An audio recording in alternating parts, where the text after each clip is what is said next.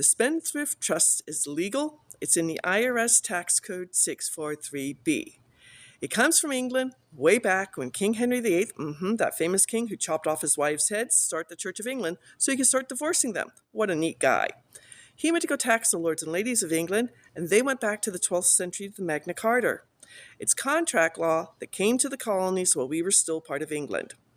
Hi, my name is Sally Gimmon, and on April 4th of 2020, my CPA called me to say congratulations. I had made so much money in 2019, my tax bracket went from 22% to 24%, and I owed $94,000 in taxes.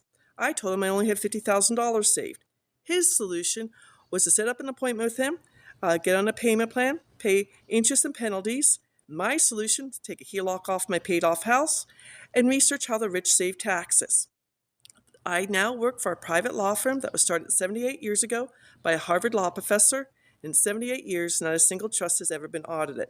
They inherited a trust that's going to turn 365 years old in 2026.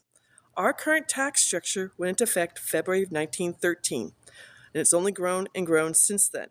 The super rich families of 1913, the Rockefellers, the DuPonts, the Carnegies, and the Kennedys made sure they could save taxes. Well, if they can save taxes, we can save taxes.